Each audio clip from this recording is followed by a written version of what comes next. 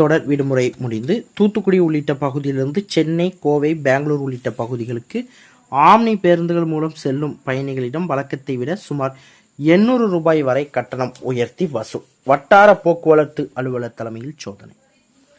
பொங்கல் பண்டிகைக்கு சொந்த ஊர் திரும்பிய பொதுமக்கள் பொங்கல் பண்டிகை கொண்டாட்டம் மற்றும் தொடர் விடுமுறைக்கு பின்பு வெளியூர்களுக்கு தாங்கள் வேலை பார்த்த பகுதி மற்றும் கல்லூரிகளில் படிக்கும் மாணவர்கள் வெளியூர் செல்கின்றனர். இதற்காக தூத்துக்குடி ஆம்னி பேருந்து நிலையத்திலிருந்து இந்த பொதுமக்களின் கூட்டம் அலைமோதியது.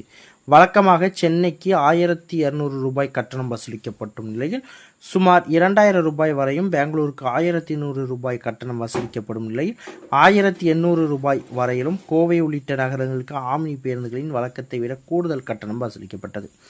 கூடுதல் கட்டணம் வசூல் தொடர்பாக வந்த புகாரை தொடர்ந்து தூத்துக்குடி ஆம்னி பேருந்து நிலையத்தில் வட்டார போக்குவரத்து அலுவலர் விநாயகம், போக்குவரத்து ஆய்வாளர்கள் பெலிக்ஸ், பாத்திமா பர்வீன் ஆகியோர் சோதனையில் ஈடுபட்டனர். இந்த சோதனையில் கூடுதல் கட்டணம் வசூலிக்கப்படுகின்றதா, மேலும் ஏர்காரன் வண்டியின் RC புக் ஆகியவை முறையாக உள்ளதா என்பது குறித்து சோதனை மேற்கொண்டனர்.